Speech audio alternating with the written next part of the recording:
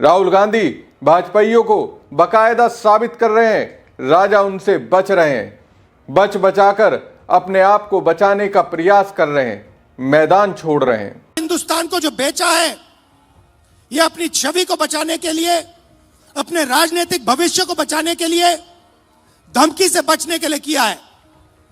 और मैं आपको बता रहा हूं, बच नहीं सकते। नरेंद्र मोदी बच नहीं सकते हैं, उनको कोई शक्ति नहीं बचा सकती है। अब राहुल जब कहते हैं कि देश को अमेरिका को बेच दिया, तो उन्हें यह कहने में कोई हिचक नहीं होती, क्योंकि वो जानते हैं कि वो सच बोल रहे हैं।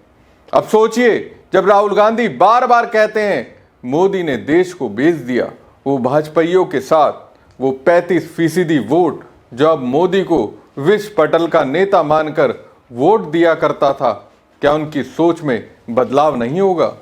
21वीं सदी में सबसे जरूरी चीज क्या है? डेटा। 21वीं सदी डेटा की सेंचुरी है। जिसके पास डेटा है वो जीतेगा, जिसके पास डेटा नहीं है वो खत्म हो जाएगा। सीधी सी बात है। दुनिया में सबसे ज्यादा डेटा किसके हाथ में है?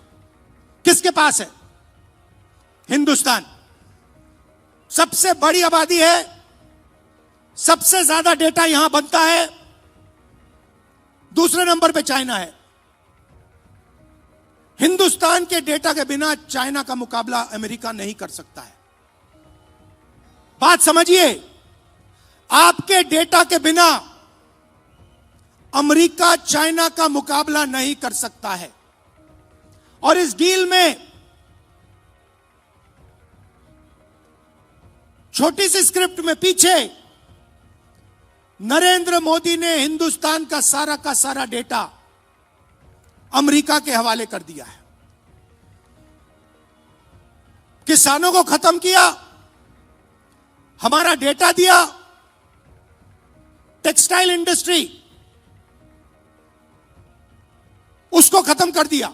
एक तरह से देखा जाए तो राहुल गांधी के पास पीएम मोदी की रातों का भी हिसाब है।